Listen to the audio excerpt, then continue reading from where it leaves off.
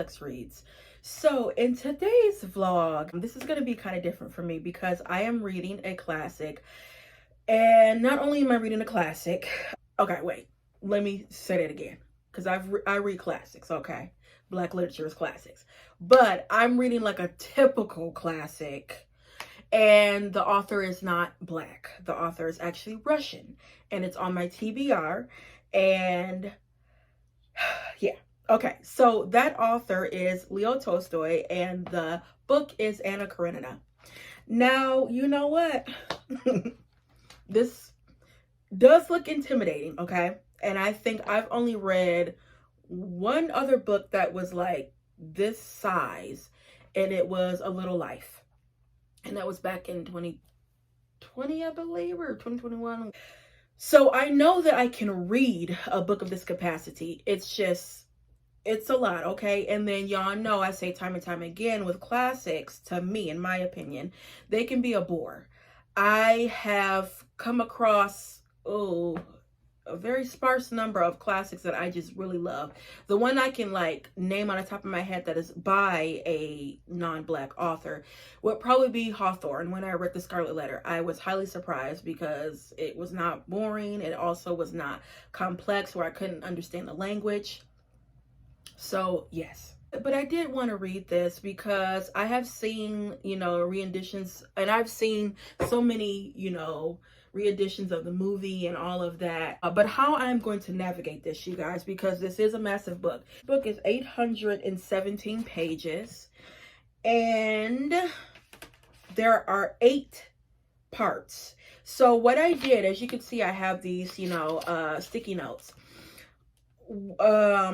I divided them by parts. So what I was thinking is, you guys know I do my read a book in one day, and a lot of times those books, now I've gotten so like good and really flexing my muscles, I can read a book that's like 330, now 330 pages, or even like 340, as opposed to in the beginning it was like 230, 215, something like that. So it has grown. This is gonna be like a little segment of you guys seeing me read this book. So this would be like episode 1 of me reading Anna Karenina.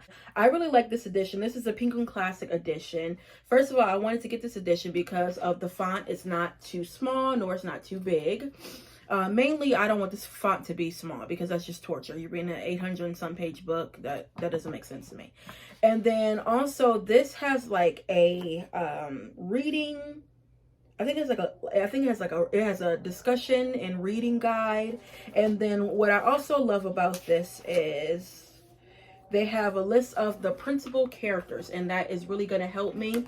And another thing too, since these names are Russian and I already have a problem pronouncing names in general, I have been already, watching some vlogs, non-spoilers of course, of how like they pronounce the names and things like that. Now, I do know what's gonna happen, in Anna Karenina. I know the end result because I have seen, the movie, but I don't know the ins and outs of it, but I do know what's gonna happen. You know what I mean? And I know, I know what's gonna happen basically, but I still want to read it because, like I said, I don't know everything. And of course we know, but this is not even a spoiler, where, there's some infidelity, there's, an affair and things like that. I think I am going to like this because y'all know I always say, love that drama and that tea. And this girl, what Anna does, okay, it's like, why would you do that, baby? Okay. And just to read it in, that time frame, because I think this was published in when was this published? 1878. Okay, that's when it came out. So, yeah, and then also too, I have on audio, I do have a version of Anna Karenina, but it's not the version that goes with this, meaning it's not the Penguin Classic edition, because this is translated, so it's kind of, the wording is different. And I do think I'm gonna get the Penguin Classic Edition on audio just to have it, you know what I mean? When I do read books of this capacity, well, I've only read one. Well, when I read A Little Life, I didn't have audio. I just thugged it out. But girl, that's been a while. While I have a book of this capacity, I am going to get the audio just to kind of help me out a little bit. I do know the one that I have now, Maggie Gyllenhaal is narrating it, and I was kind of sad because I really do like her as an actress. I like her and her brother. So the Penguin Classic Edition, I don't know who's narrating that. I have to look, but yeah, I was kind of bummed, but I don't want to get that version, so yeah. And then I want to show you guys some of the supplies I use, which I mean is really simple. Of course, I like to use these highlighters. I get these from Amazon. Everything that I talk about when it comes to supplies and annotating and all that, it's linked in my storefront, and that's always linked down below in the description box. Of course, I have to have my Ultra Micro 207 pen. Love these. And then I also am going to have a mechanical pencil just in case, but a lot of times I don't use it, but just in case. And then the tabs. And I like to match the book with the tabs. So we're going to do that now. This is what, we got some gray, we can do a little bit of black, and we can do some purple. I just got some new tabs recently, like literally a couple of days ago. Okay, so we can do this one. This is purple, right? Yeah. What's this? Does this match? Yeah, this is grayish. Let me see. When I tell you I have to go through a whole process of just putting this stuff together. This matches, right? Let me see. I don't know. I know this, we can do this. I know you guys can't see it, really. But I think if I put it on the book, well, yeah, we'll do those. It's like a grayish purple. So yeah, I'm gonna like put these tabs together. And I'll tell you guys my thoughts on like the, you know, couple of pages, because this is gonna be a lot for Lex. Okay guys, so this is already starting off with drama, and I am loving it, okay? But this is good. But it does look like Anna and her brother, they got a problem with being faithful. We start out with the Obolinskis, that is her brother, Anna's brother. He has been cheating on his wife with the, what is it? French governess? And it says, okay, all was confused in the Obolinsky house. The wife had found out that her husband was having an affair with their former house governess and had announced to the husband she could no longer live in the same house with him. Okay. And his wife, Dolly, finds a note. As Dolly was sitting motionless, the note in her hand, looking at him with an expression of horror, despair, and warmth. What is this? This, she asked, pointing at the note. Then this man, instead of being offended, of denying, justifying, asking for forgiveness, even remaining indifferent, any of which would have been better than what he did, Stephen smiled all at once. When she literally is checking him like, are you messing around with this French lady? And I got a note and you go smile in my face? Bruh, I would have been, I don't know what I would have done. I would have thrown some hands or something. This is only on page 3. And like I said, already drama. I'm loving this. I'm highlighting it and tabbing it. Here's my tabs that I am going to use. And they match perfectly with the book. So yeah, I am having a ball right now. This man is working my nerve. Okay, so it's been 3 days and Dolly not talking to him, and she's stuck. She said she felt it was impossible to leave, but deceiving herself, she still kept choosing things and pretending she was going to leave. She still kept saying she would leave him, yet she felt it was impossible because she could not get out of the habit of considering him her husband and loving him. She loves him. That's the problem. Like, she's angry with him, but she still loves him. And his thing is, how he put it was like, you know, I did this because, like, you know, she's just kind of just taking care of the children, and she kind of let herself go. And he's like, if I would have hit it more, like, I guess if I would have hit it more well, then we wouldn't even be in this boat. So she crying, he finally go to her, she crying and stuff like that, and he's like, oh, Anna's coming, we're supposed to receive her. And she's like, what that got to do with me? You know, that, like, what that got to do with me? That's your sister. You had messed up. Like, what you mean, for God's sake, what have I done? Like, I can't take him. Okay, guys, so it's the next morning. I'm driving into work, but I like went to bed at what, like 12:30. I'm like, girl, you gotta go to sleep because you gotta get up in the morning. But I am still like geeked and shocked that I am really digging this book. Relieved and also again shocked because the language is so easy to digest. It reads just I don't want to say normal, but you know, with classic literature, especially when it's like 18, 1900s, obviously the language is totally different from now. Sometimes it's just hard to really, for me, I know, understand what they're actually saying. But this, yeah, I'm obsessed. I really am. I always take a book to work with me, but a lot of times I won't read it. But just in case if I do want to, I have it on deck. But I do think maybe during like my lunch hour, I will read it and, you know, just go over some of the passages I read last night. But yeah, I just want to tell you guys, I'm real geeked, really geeked.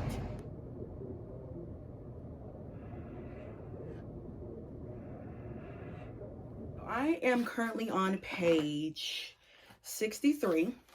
I'm reading this like slowly because I'm also highlighting it and tabbing it, so it's taking even longer. But I still can't get over that I actually can understand this book, and not only understand it, like it. Okay, so I've gotten to the part now. We've met. Ooh, okay, I'm kind of far. So I've met obviously Levin, and I know he has a thing for Kitty. And I like Levin, and I know they say Levin is inspired or close to Tolstoy. He's so cute. I like him, but he's so like shy. He always like blushes. So he's always turning like red, and he thinks like it's so crazy too. His self-esteem is very low. He doesn't think like he's attractive, he's awkward. He doesn't come from like wealth, but he seems like he's a decent man. He likes, you know, Kitty. Kitty's the youngest one, and she's like contemplating because her thing is she likes him, but then Vronsky comes into the picture, and he comes from, you know, privilege, and he comes for privilege and everything. But while we got introduced to him, I found it interesting that his mother had some little rendezvous. It says Vronsky had never known family life. His mother in her youth had been a brilliant society woman who during her marriage and especially after it had had many love affairs. So she was messing around, you know, while she was married too. And then the way he describes her is he like loves her, but he don't really like her. Then this one got me too. Okay. So it says marriage has never presented itself as a possibility to him. He not only did not like family life, but picture the family and especially a husband, according to the general view of the bachelor world in which he lived, as something alien, hostile, and above all ridiculous. But then it looks like he's also contradicting himself, because he's like, well, I feel like Kitty could be a nice, you know, wife, but it's like you don't really feel marriage. He just looked like he want to be with the women. You can kick it, we can hang out, but then when I'm sick of you, bye-bye, go to the next one. You know, he all right. I mean, you know, he, right now, the character that I'm actually really liking is Levin, because he's just so sweet and like gentle, and it looks like he wants to do things right. Vronsky, clearly we already know what he go do. And yeah, I haven't formally got introduced to Anna. Okay, it says he excused himself and was about to enter the carriage, but felt a need to glance at her once more, not because she was very beautiful, not because of her elegance and modest grace that could be seen in her whole figure, but because there was something especially gentle and tender in the expression of her sweet-looking face as she stepped past him. As he looked back, she also turned her head. Her shiny gray eyes, which seemed dark because of their thick eyelashes. So clearly she's pretty, and he's kind of like taken aback by her, you know. Ooh, look the way he described his mama. Vronsky entered the carriage, his mother, a dry old woman with dark eyes, curly hair, narrowed her eyes, peering at her son, and smiled slightly with her thin lips. That is where I am right now in this book. I'm really intrigued to meet Anna and just see what she is about. And I know the next chapter, we're really going to get into it because she's obviously coming to visit her brother. And we know that her brother messed around on her sister-in-law and all of that. Which, you know what? He is so comical because the way he just does things, you know what I mean? He's real charming and not a smart man, almost kind of lazy. And his brother-in-law, which is Anna's, husband, got him that job. So with him, like, he don't really be doing the work, but he's so charming where people just like charming, and the way he described it, he kind of fine. So the women, like, because he looks so good, kind of let him slide away, with like doing his work and things like that. And yeah, because he even tells like not kind of hints about, like when you get married, that it's not all cracked up to be, and like sometimes you might have a wandering eye, and it's okay. And Levin's like, well, you marry, you ain't supposed to have no wandering eye. What did he say? It was so funny the way that he put it. Here's what: suppose you marry, you love your wife, but you become infatuated with another woman. I don't understand how I could pass by a bakery as full as I am and steal a sweet roll. Then he say, why not? Sometimes the sweet roll is so fragrant that you can't help yourself. Yeah, he just, I can't get over him, okay? And like I said, it looked like clearly him and his sister got a problem when it comes to being faithful to your spouses, okay? I didn't know. I thought it was one, infidelity in this book. I didn't know it was two, okay? Look, so far, because I don't know. But like I told you guys earlier, I do know what's going to happen, obviously, but I don't know the ins and outs. Only thing I knew is obviously Anna Karenina's relationship with Vronsky. That's basically it. Yeah, I don't mind where I know what's gonna happen. My thing is, this book is like how many years old? It's like you're bound to find out what's gonna happen. Also, love this edition, and I traded out those big sticky notes for these tabs just because I wanted to look a little bit more neater. Yeah, guys, that's all I got for you right now. So I did get to Anna's part. I finished part 1 of Anna Karenina. I told you guys I wanted to get introduced to Anna, and I mean, she alright. Yeah.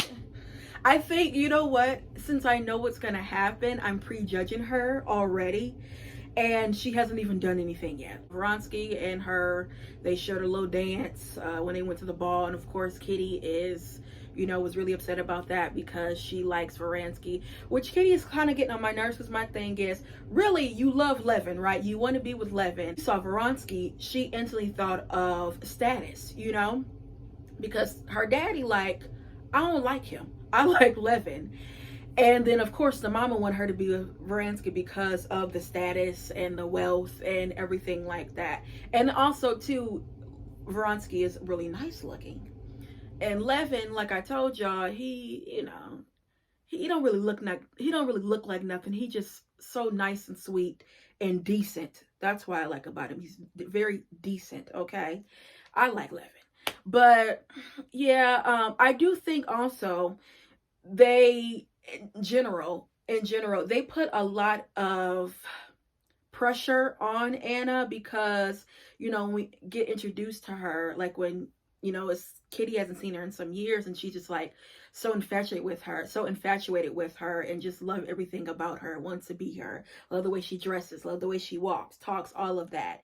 When some people heard of her coming, to see her brother and her sister-in-law, they're like, oh, the great, princess of Petersburg. So she already has that already in her, and you can tell that that's overwhelming, and she doesn't really like that because there's a certain pressure and a certain level that she always has to be on.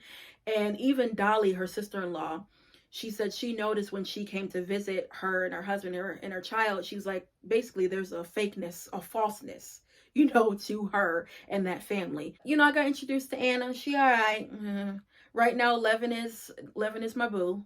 I do like Dolly. I felt so sorry for Dolly because she truly loved her husband, Steva, and I mean, you know, girl, whatever. She just stuck, and I hate that for her. Even though they reconcile and things like that, but in the back of her mind, she's always gonna have that. When I read classics of like this caliber, and you know, I have to kind of keep it modern for me, so I can enjoy it and really not only enjoy it but understand it. She kind of gives me, y'all know the gospel group Mary Mary, the gospel duo Mary Mary. Y'all remember when Tina's husband messed around on her?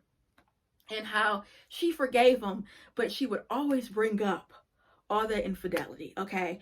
And then also, not just that, but when she found out, you know, I think she found out it was only one person, one woman. And then when she realized it was multiple women, it was just like it looked like every week, you know, it was just women, women, women, women, women. Then you tell me something else. Then you wait 2 weeks and you tell me something else. And she realized he was doing that the whole entire time, almost their marriage. It made me think of Dolly, because she said that, you know, I wonder, was this his first time? I don't even think this is his first time. He probably was messing around on me since we've been married, and they only been married for like 9 years, you know, and they have all these children, stuff like that. I instantly thought about Tina, you know, from Mary Mary, but I just feel so sorry for Dolly. Kind of like, once a cheater, always a cheater. Yeah, guys, that's where I'm going to end. I'm gonna probably start part 2 tonight and just go on from it. I have approximately 700 pages, and I'm excited. I'm still in awe that I am enjoying this book. So yeah, guys, that's all I have for you, and I'll be back with more Black books.